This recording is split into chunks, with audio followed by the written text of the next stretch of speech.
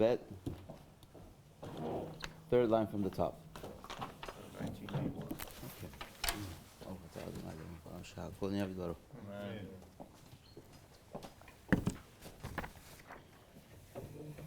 Kachi. So, Gemara is quoting the Mishnah, talking about the people that are getting Malkut. So, one of the ones mentioned is Maser Sheni Chutz Lachoma. If a person eats Maser Sheni, now what is Maser Sheni? You know? The second, right? The second 10% that you have to give. From each produce you have to give Truma to the Kohen, which is about 2%. Then you have to give Maser Rishon, which goes to the Levi. And then, depending on the year, on the 7-year Shemitah cycle, the first, second, fourth, and fifth year is Maser Sheni, which is the second 10% that you have to take off. You're supposed to bring it to Yerushalayim and eat it yourself with your family and enjoy it. The third and the sixth year, instead of second Maser Sheni that you give for yourself, is Maser Ani. You're supposed to give that 10% to the Anim, to the poor people. Now, Maser Sheni is supposed to be eaten inside Yerushalayim. Therefore, the Mishnah writes, if you eat Maser Sheni Chutz Lachoma, outside of the walls of Yerushalayim, then there is a negative commandment, you get Malkut for it. That's what the Mishnah writes. The Gemara's problem is that we already mentioned this earlier. The Gemara says, Tanina Chada Zimna. But we already learned this one other time, the same Isser, the same prohibition. It says, Ma'aser Sheni, and Daf Yud Gimel, that the Mishnah tells us, Ma'aser Sheni vehekdesh shelo niftu. If a person eats Ma'aser Sheni, which is what we're discussing, or hekdesh, kachim, that were not redeemed, if you eat it, you get malkut. Now what's the problem with eating Ma'aser Sheni that was not redeemed? Must be that you ate it outside of the walls of Yerushalayim. It's the only way to explain it. So the Mishnah Yud Gimel already tells us if you eat Ma'aser Sheni that was not redeemed, which apparently it's referring to outside of Yerushalayim, you get Malkut. So why does our Mishnah on Daf Yud Zayin say the same thing over again? You don't need to say it twice. To answer this question, Amar Rav Yossi Rav Chanina. Rav Yossi Rav Chanina says, Seifa, our Mishnah on Yud Zayin, B'Ma'aser Sheni Tahor, V'Gavra Tahor. It's talking about a Ma'aser Sheni where the actual Ma'aser Sheni that you're eating is Tahor, has not become Tameh. The Gavra Tahor, and the person also is Tahor. That means we're talking about both Ma'aser Sheni and the person being completely in a pure status. The Ka'achil Chutz Lachoma, which you're eating it beyond the walls of Yerushalayim. So if you have Ma'aser Sheni, which is perfectly fine, and you yourself are perfectly fine, you're not allowed to eat it outside of the walls of Yerushalayim. That's our Mishnah. That's how we understood it. So what is the first Mishnah on Daf Yud Gimel coming to teach us? Reisha, b'Ma'aser Sheni Tameh.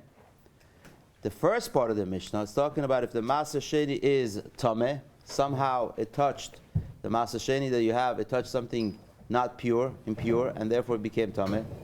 V'Gavra Tameh, or for some reason the person himself who wants to eat the Ma'aser Sheni is Tameh. Either way, V'Ka'achile b'Yerushalayim, and you're eating it in Yerushalayim. So two different cases. Our Mishnah is talking about, our Mishnah Yud Zayin is talking about if everything is fine, but you're eating it outside of Yerushalayim. That's a problem. You get Malkut for it. The Mishnah on Yud Gimel, the first Mishnah, is talking about either the Ma'aser Sheni is Tameh, or you yourself are Tameh, and now you're eating it in Yerushalayim. That's also a problem, which indicates that there's a problem to eat Ma'aser Sheni while either you are Tameh or it itself is Tameh. Gemara wants to know what is the source for that. Uminalan de mechayev alei mishum tuma. How do you know that a person is chayav, is obligated, will get malkut if he eats it, whether the Ma'aser Sheni is Tameh or the person himself is Tameh? The Tanya, as we learn a Braita. Rabbi Shimon Omer, Rabbi Shimon says, Lo bi'arti mimenu betameh. Rabbi Shimon says, the Torah writes that twice in every 7-year cycle, a person has to go ahead and make sure at the end of the third year, and at the end of, by Pesach, fourth year Pesach, and by the end of the 6th year, you're supposed to go ahead and bring, when you're bringing you're saying a vidui, it's called vidui maser, that you basically make a declaration that I brought all the maserot that I'm supposed to bring, and I've consumed it the way it was supposed to be consumed. And as part of that declaration, the Torah writes that you're supposed to say, Lo bi'arti mimenu betame. I did not consume it, or I didn't get rid of it, or take care of it, betame, while I was tame. That indicates ben she'ani tame v'hu tahor, whether I was tame, and in our case the Maser Sheni was tahor, ben she'ani tahor v'hu tame, or if I was tahor and the Maser Sheni was tame. So either way, there was no tuma involved, there was no impurity involved. In all cases, you're making a declaration that everything was kosher v'yashar. I was tahor, Maser Sheni was tahor. So this just tells you that what? Your declaration is just telling you that I did everything the right way. But still, there is no negative commandment. For a person to be able to get malkut, there has to be explicitly mentioned in the Torah a lav, which the Torah says do not do. So this doesn't say anything about do not do. Therefore, the Gemara asks, Ve'echan muzhar al achila. So how do I know, where's the mention in the Torah that you're not allowed to eat it, whether you're tameh or the Maser Sheni is tameh? Eini yodeya. I don't know. This is, in other words, it's not that the Tana is saying I don't know, because the Tana is about to tell us where we learn it from. It means I wouldn't know straight up from the psukim where in the Torah does it say straight out, do not eat it while you're tameh or Maser Sheni is tameh.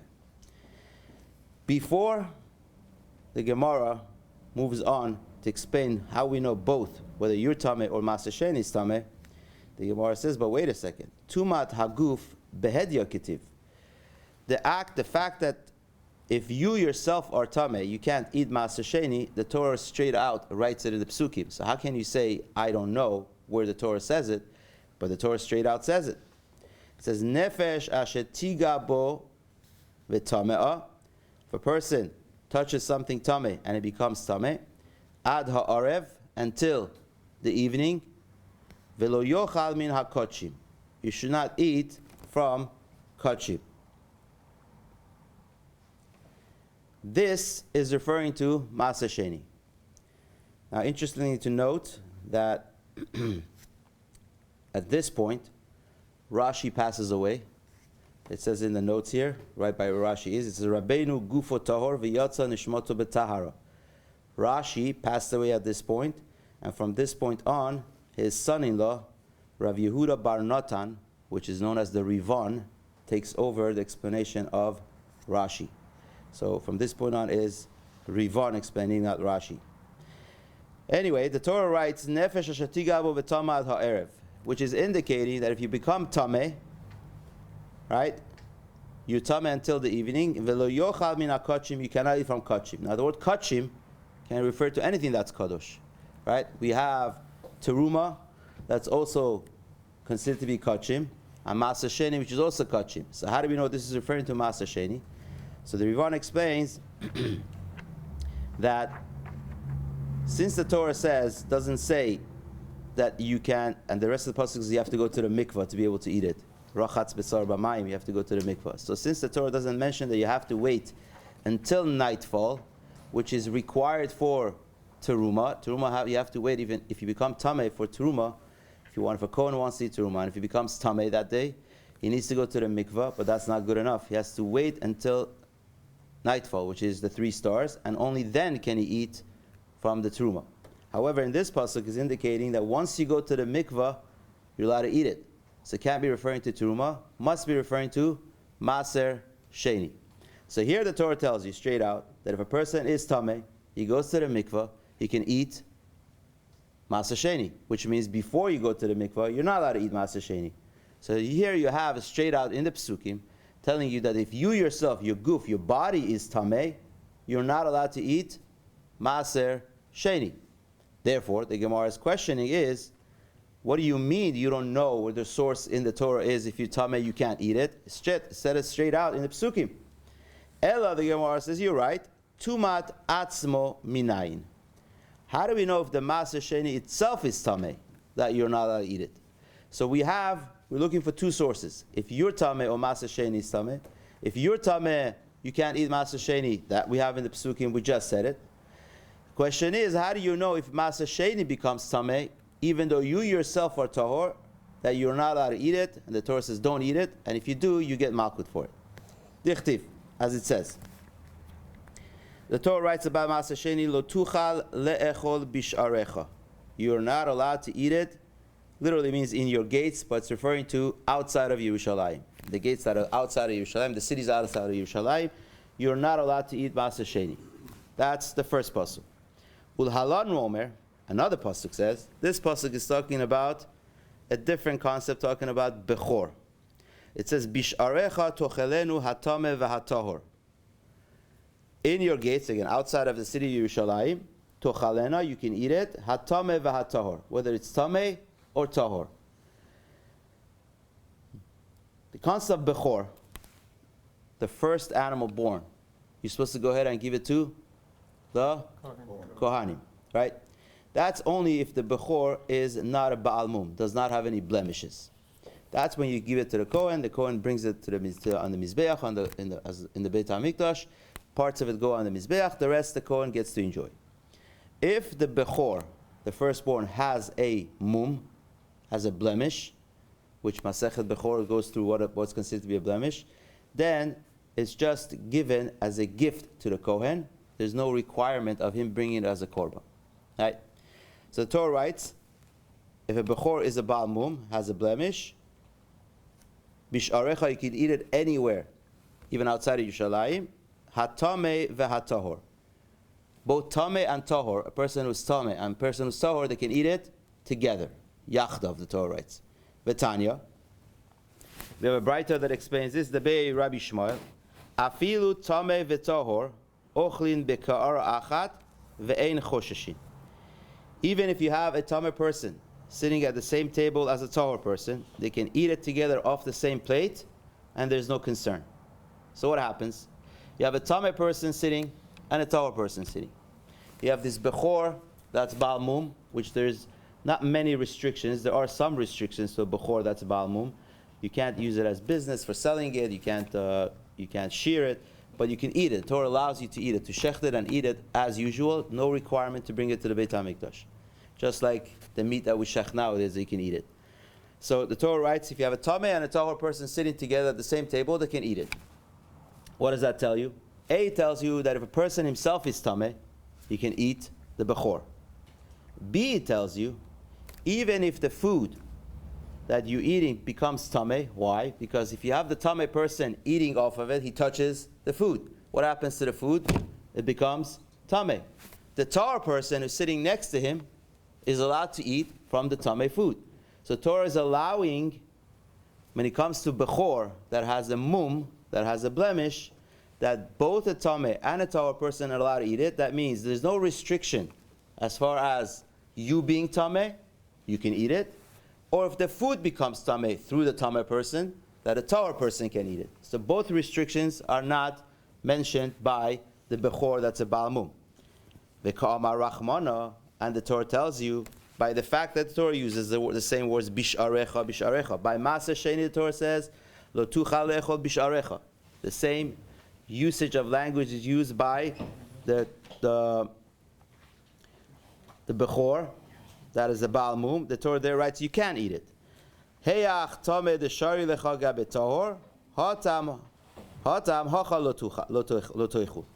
The Torah is telling you, the same thing that I told you when it comes to Baal Mum, when it comes to Bechor that has a blemish, that are allowed you to eat, whether you're Tameh or the food is Tameh, that same thing, lo tuchal bisharecha b'Maaser Sheni, you're not allowed to have it. Whether you are Tameh, which you already know, or even if the food is Tameh, the Maaser Sheni becomes Tameh, you're not allowed to eat it. So, whereas in one place the Torah is allowing you to go ahead and eat it, whether you're Tameh or the food is Tameh, that's by Bechor that has a blemish, the same usage of language that says Bisharecha teaches you that lo tuchal Bisharecha, don't eat it. Maaser Sheni tells you that in that place, you can't have it whether you're tameh or the food is tameh. So this is the source of lo tuchal b'sharecha, is telling me to teach you not only if you're tameh, but even if the food is tameh, you can't eat it. So this is the source of how we know whether you're tameh or the Masechet Sheni is tameh, you're not allowed to eat it inside, you're not allowed to eat it, period. All right. Continues the Gemara. Minalan debar pediyahu. How do you know that you're allowed to go ahead and redeem it? Masechet Sheni, the Torah says, if it's too much for you to schlep all your Masechet Sheni, let's say a person has a field of wheat and he has to take 10%. The field yields a lot of produce. The 10% of it is a lot to be able to schlep and bring it all to Yerushalayim and eat it. You might need 10, 15, 20 donkeys to be able to schlep it all around. So the Torah says you could go ahead and redeem it. What you do is you take the Masechet Sheni and you take the value of the Masechet Sheni and put it on money. Whatever money it's worth, let's say it's $1,000, you say all the Kedusha of the Masechet Sheni is now transferred onto the money. So what happens to the actual produce? It's no longer Masechet Sheni because you redeemed it onto the money. You take the money, which now has the Kedusha of Masechet Sheni, you bring that money to Yerushalayim and you eat it. Right? Now, the Torah only allows you to do it because the Torah says, Lo tuchal se'eto, you cannot carry it. It's too much for you to schlep it all the way to bring it over. However, once you're already in Yerushalayim, let's say a person living in Yerushalayim, or somehow you got it to Yerushalayim, you're no longer allowed to redeem it. Why? Because that heter, because you no longer need it. You're already there, right? Let's say you're in Yerushalayim and it's hard for you to go ahead and schlep it around in Yerushalayim. The Torah doesn't allow you to redeem it now, to buy something else with it. Then you have to eat it as is. Outside of Yerushalayim, you're allowed to, right? Now, our Mishnah indicates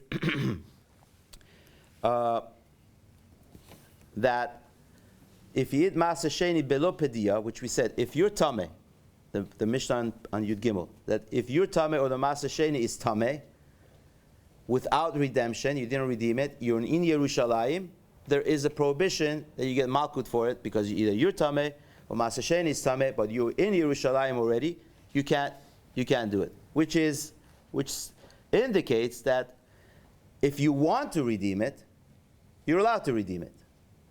Masechet Sheni that is tameh in Yerushalayim, you can't eat it as is because it's tameh. But there is a way out. You can redeem the Masechet Sheni onto money, and now take the money is not tameh, and buy Masechet Sheni with it and eat it. But you're already in Yerushalayim, which the Torah doesn't allow you to redeem Masechet Sheni anymore. So how do you know? Which is indicating the problem is eating it tameh in Yerushalayim is because you haven't redeemed it and it's tameh. But there is a way out by redeeming it. But again, we just said that redeeming it must be outside of Yerushalayim. You're already in Yerushalayim, and the Masechet Sheni is tameh. So how do we know that you're allowed to redeem it? Minalan debar pediyahu, the Amar Rav Elazar. Rav Elazar says, Minayin leMasechet Sheni shenitma. How do we know if a Masechet Sheni becomes tameh? Shepodin oto afilu b'Yerushalayim, that you're allowed to go ahead and redeem it, even if you're inside Yerushalayim. Talmud Lomar, the Torah writes, Kilo tuchal se'eto. This is the Torah telling you that you're allowed to redeem it.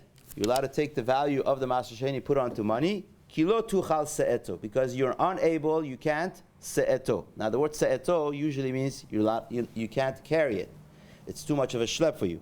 However, Rav Elazar explains, Ve'en se'et ela achila.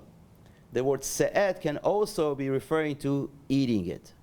So when the Torah says kilo tuchal se'eto, means you're not able to eat it. You're allowed to redeem it, as we're going to see both are true. You're allowed to redeem it outside of Yerushalayim because it's too much of a schlep for you to bring it in. Therefore you can redeem it. Or another instance, lo tuchal se'eto means you can't eat it. Because it's tameh, you can't eat it.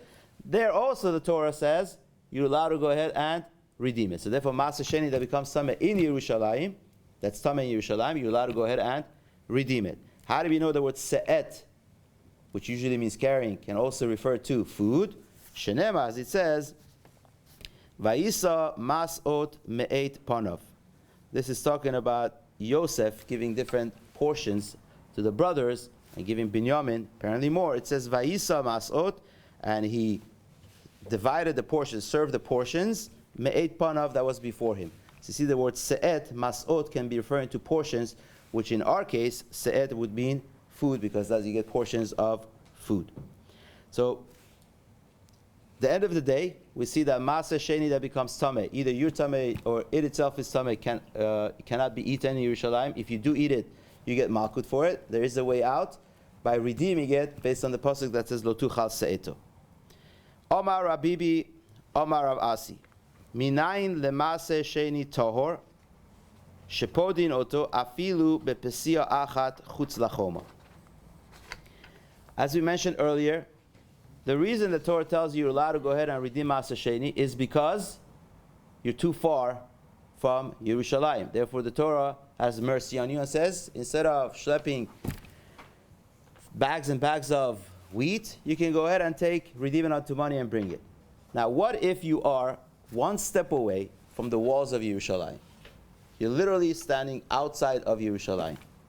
Can you redeem it then? So logic would tell you, Yes. no, because you're already there. One step more, you're in Yerushalayim. If you take one more step, you're no longer allowed to redeem it, because you're already in Yerushalayim. So logically, if I'm standing one step away, if the Torah's intention was to make it easier for you, I'm already there by the gate, so I shouldn't be able to redeem it. But Rav Asi tells us, how do you know the Maaseh Sheni? You could redeem it even if you're Psia Achat, one step away from the walls of Yerushalayim. Shenemar, because it says, Ki lo tuchal se'eto, because you can't carry it. You're allowed to redeem it when when you can't carry it. Which means,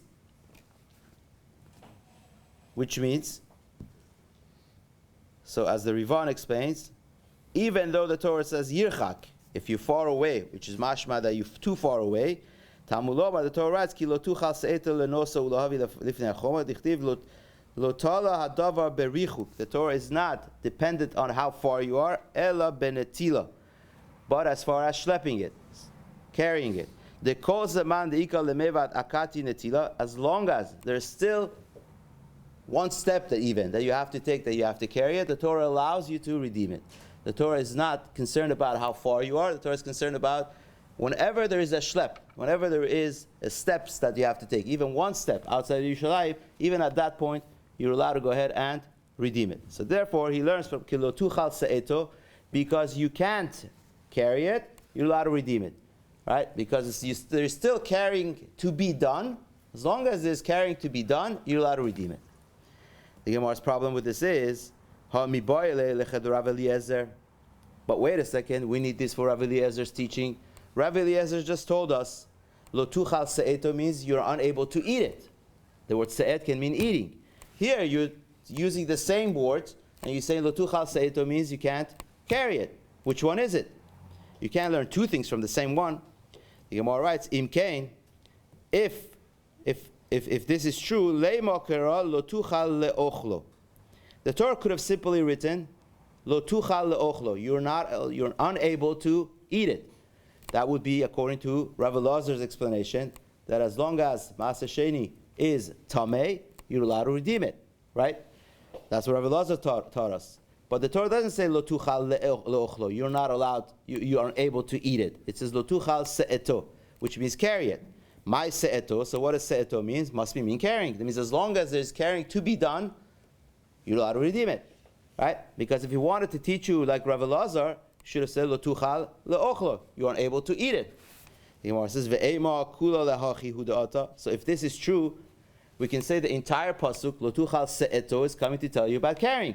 As long as there is carrying to be done, you're allowed to redeem it. So how do we know that Rav Elazar's drasha that says Lo tuchal se'eto means as long as you can't eat it, you're allowed to redeem it? That's also true. How do you know that's true? The Gemara says Im kain le'makra lo tuchal litlo. If it's just coming to teach you Rav Asi's halacha that you can't, as long as you can't carry it, you're allowed to redeem it, the Torah should have used a different verb. Lo tuchal litlo, you can't take it with you. Lo tuchal lekachto, you can't take it with you. Why does the Torah use se'eto, which can mean both? The word se'et can mean carrying, and it can also mean eating, which is coming to teach you both points. Therefore, shema mina tarti must be coming to teach you both points. The Torah puts it bedavka, intentionally, in such a way, the word se'et, which can mean to carry, and it can also mean to eat, to be able to learn both halachot from it. Because if you wanted to teach one and not the other, you could have said, as long as you can't eat it, you can redeem it. Or you should have said, as long as you can't carry it, lekachto, that you can redeem it. Why does the Torah use se'eto, which can mean both carrying and eating it, to teach you both halacha? A, as long as you can't carry it, that means there's still carrying to be done, you can redeem it, even one step away. Or B, and B, lo tuchal se'eto can also mean as long as you can't eat it, even if you're inside Yerushalayim, you can go ahead and redeem it. Hadron aloch.